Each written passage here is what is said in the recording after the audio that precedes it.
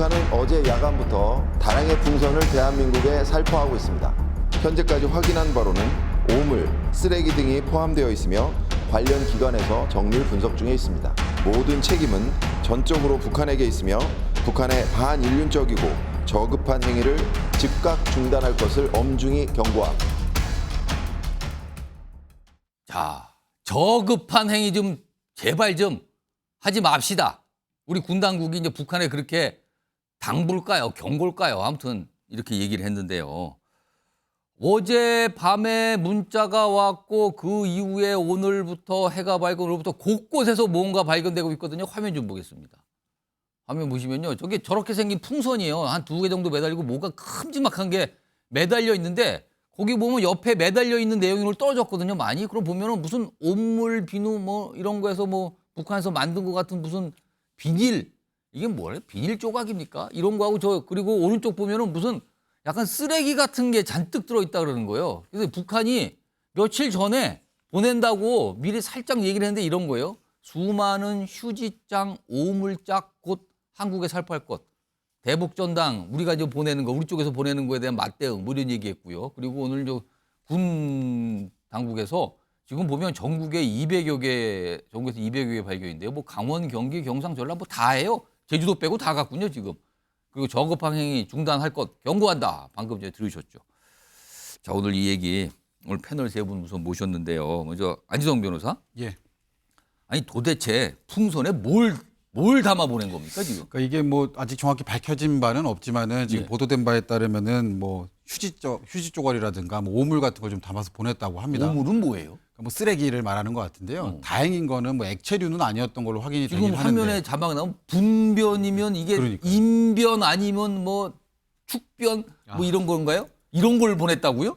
그러니까 사실 이게 B라는 보낸 적이 많았었는데 예. 이런 식으로 정말로 뭐 오물을 보낸 적은 사실 처음으로 제가 기억하고 있는데 이게 사실은 떨어지게 되면 또 우리 국민들한테 또 대인 피해라든가 대물 피해도 발생할 수 그렇겠죠. 있는 저게 무게도 부분들이라서. 있을 테고요. 일단 지저분한 거잖아요, 저게. 예. 그러면은. 저런 것들 또 근데 저런 기술력이 있다는 것도 새삼 좀 놀랍긴 합니다. 이 풍선에다가 저 무거운 것들 매달아서 남한까지 보냈다는 것도 참 대단하기도 하고. 예. 예.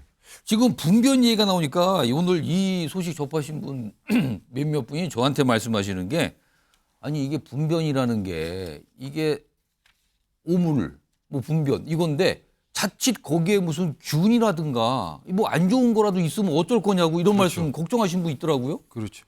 이게 뭐 화학 전쟁이라는 게 사실 별게 아니거든요. 이게 뭐 인체에 유해한 물질을 사실은 어떤 불상의 방법으로 유포를 예. 뭐 살포를 하면 그게 뭐 화학 전쟁이 되는 건데 이게 사실 그 안에 지금 들어있는 게 어떤 성분인지 아직 파악이 안 돼 있는 거라 예. 군 당국에서도 해당 물체를 발견하면 절대 만지지 말고 꼭 경찰에 신고하라 이렇게 지금 주의를 주고 있는 상황이거든요. 예, 예, 그렇습니다.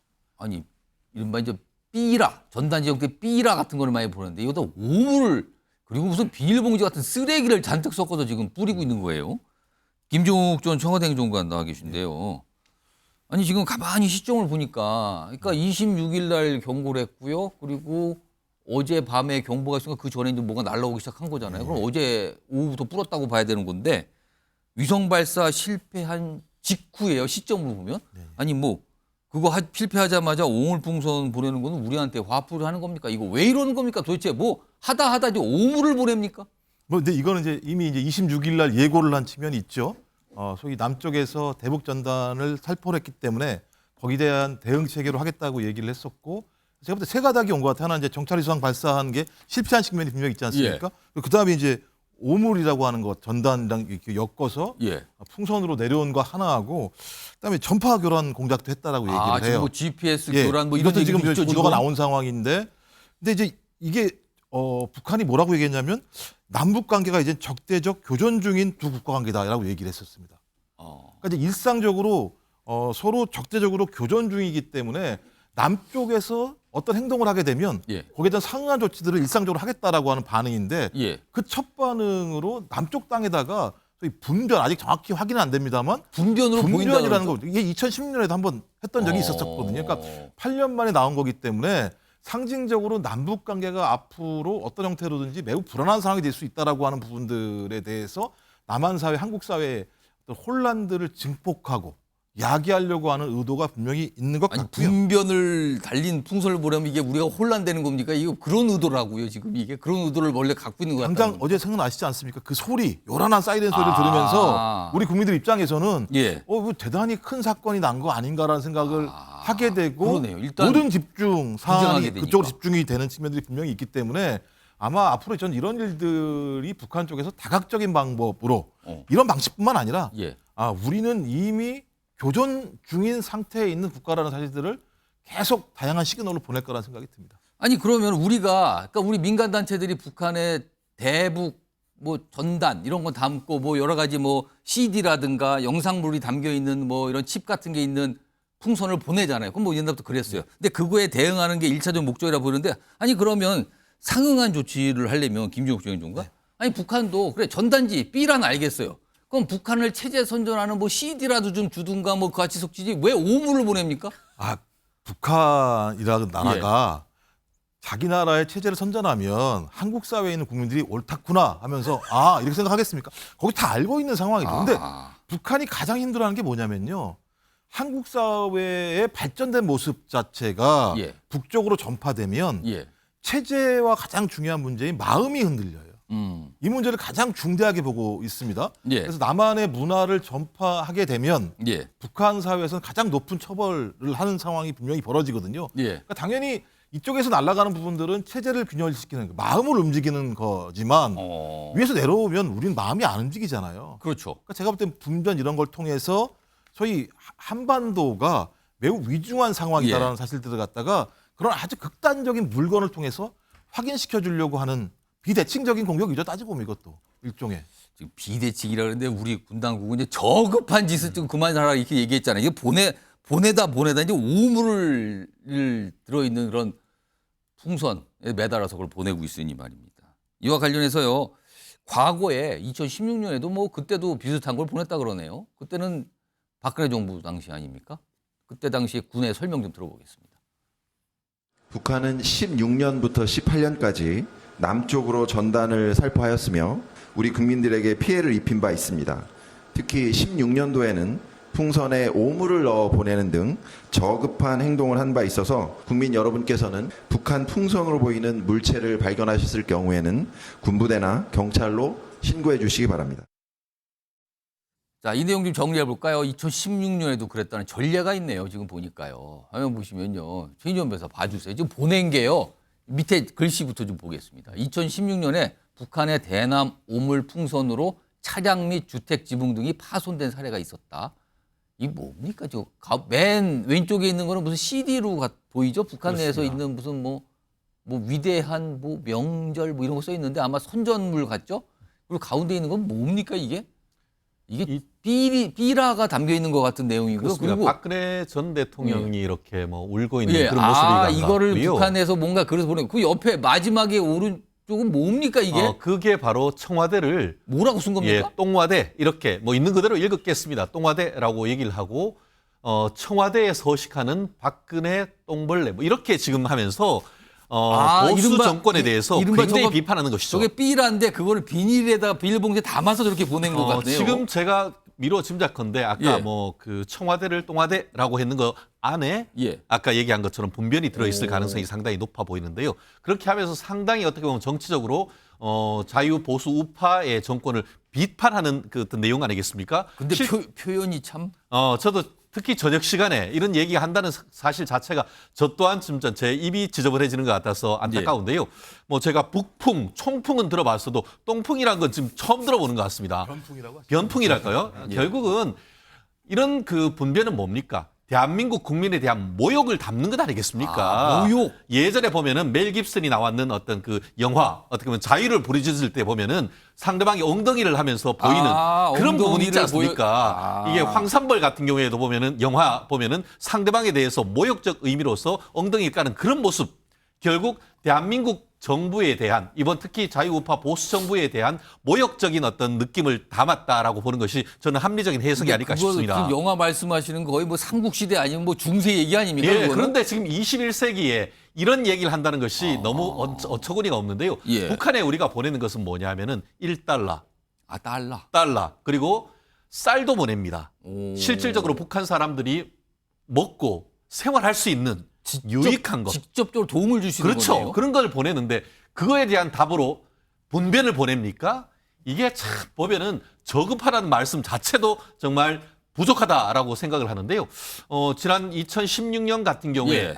보수 우파 정권이었는데 그동안 없다가 또다시 자유우파 정권이 들어서니까 북한이 어떻게 보면은 대남 심리전을 한다는 또 정권을 좀 가려가면서 보내는 것 같네요. 그런 보니까. 느낌이 상당히 간 것 아니겠습니까? 알겠습니다. 지금 아까 제가 방송 시작할 때 한 200개 이상인데요. 지금 숫자가 자꾸 늘어나요. 지금 전국에서 260개, 260개 이 정도까지 지금 발견됐다 그러네요. 이거 더 늘어나겠네요. 뭐 굉장히 많이 보낸 것 같습니다. 지금 4시 기준 260개니까요. 어제 와서 대부분 다 떨어진 것 같아요. 지금은요. 또 떠 있는 게 어딘지 모르겠지만 다 내려왔군요. 근데 저거 다 수거해서 또 분석하려면 또 시간 좀 걸리겠습니다. 근데 아마 이게 분변 보낸 이유 중에 하나가 뭐냐면요. 예. 5월 28일 날 유엔 군축회의에서 예. 북한이 뭐라고 얘기했냐면 이제 동족이라는 개념은 없다라고 얘기를 해버렸어요.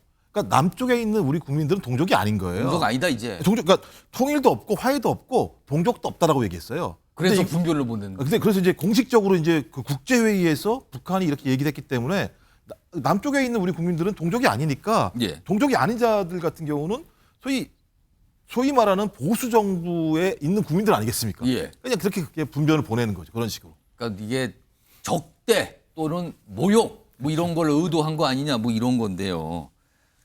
참 이 이걸 뭐라고 말을 할지 모르겠습니다. 보내도 참 저런 걸 보내는군요, 정말. 자, 이런 가운데요. 어제 밤에 이제 공습 경보가 울렸잖아요. 방송 시작할 때 그 경보 소리까지 좀 전해드렸는데 화면으로 보겠습니다. 그 내용이 있습니다. 문자가 온 거예요. 긴급 문자죠. 여기 보면 문자 내용을 좀 제가 아랫부분에 있죠. 읽어드릴게요. 북한 대남 전단 추정 미상 물체 식별했다. 야외 활동 자제하시고 그리고 식별 시 군부대 신고 부탁드립니다. 이런 문자인데 그런 다음에요. 영문으로도 뭐가 보냈어요. 이게 경기도에서 보낸 건데 영문으로 에어 레이드 프리리미너리 워닝. 그러니까 해석을 하면 공습 예비 경보라고 쓴 거예요. 많은 분들이 이걸 보고 깜짝 놀란 거예요. 특히 외국인 분들 더 깜짝 놀랐다 그래요. 한글은 모르고 이 영어만 보이니까 뭐가 지금 폭격이 시작되나 보다. 그래서 이게 깜짝 놀란 분이 많으니까 경기도 관계자가 설명을 내놔요. 아니 군에서 요청이 있어서 발송한 건데 일단 내용물 자체가 확인이 안 된 상황에서 위급으로 빨리 보낸 거다. 그리고 영문이 이렇게 워닝 이런 게 붙어 있는 거는 시스템에 따라 그냥 자동으로 붙어서 그랬습니다라는 설명인데요. 김종욱 전문가. 네. 아니 그래도 이건 깜짝 놀란 분들 많았다 그래요. 공습이라는 표현이 들어간 거잖아요 지금. 아까 말씀드린 것처럼 저희 식구들 같은 경우도 이제 3명인데 받으셨어요, 어제? 그죠. 민방위 사이렌 옛날같이 막 그 왕왕왕 소리가 나서 그렇죠. 핸드폰에 깜짝 울리게 되죠. 놀랐습니다. 무슨 소리야? 그랬더니 그냥 뭐가 있나 봐. 이렇게 얘기를 했는데 그 내용을 보니까 이제 전단이 내려온다는 내용이었는데 전 그 정도 상황이라면 국민들이 그걸 보고 매우 놀랄 수밖에 없죠. 특히 한글을 모르는 사람의 외국인 같은 경우는 뭐 영어만 침대에서 볼 거 아니에요, 영어. 그러니까 뭐 뛰어내려서 이제 숨으려고 했다라는 얘기까지 아니 나오는 에어 상황이니까. 레이드면 공습이에요. 공습이니까요. 이거는. 공습이면 최대한 예를 들면 자기를 갖다가 은폐를 해야 되는 측면들이 있으니까. 근데 설명이 참 웃기긴 해요.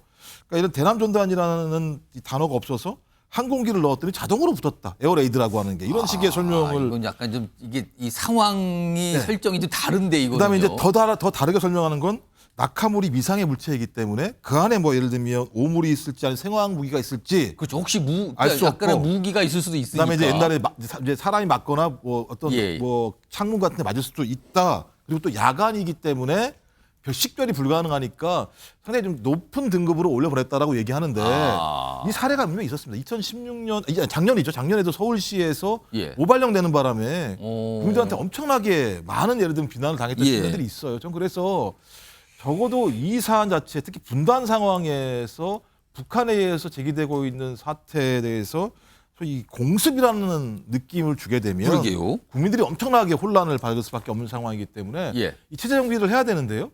유희관리센터가 2003년도에 처음으로 예. 만들어졌습니다. 그러다가 이제 MB 정부 때 없었다 다시 만들어지게 되고 또 청와대가 이제 용산으로 이전하면서 또 여러 가지 문제가 있었는데요. 좀 정비할 필요가 있어요. 북한이 아까처럼 이 적대적 교전 중인 두 국가 관계로 얘기한 상황에서 북한이 이런 행위들이 앞으로 반복적으로 벌어질 가능성이 높거든요. 그러게요. 그렇다면 우리 국민들이 여기에 현명하게 대처하기 위해서라도 예. 이런 어떤 공습이 아닌 다양한 사안에 대해서는 충분히 국민들이 식별을 쉽게 할 수 있을 만한 방법들을 빨리 만들어서 좀 매뉴얼할 필요가 있고 국민들한테 미리 좀 예. 숙지하게 알려주게 할 필요 있다고 생각을 합니다. 그러니까 한글로 적혀 있는 거는 알겠어요. 근데 이제 영문으로 적혀 있는 게 너무 엄청난 내용이 적혀 있으니까 깜짝 놀랐다고 하는데, 자, 그렇고요.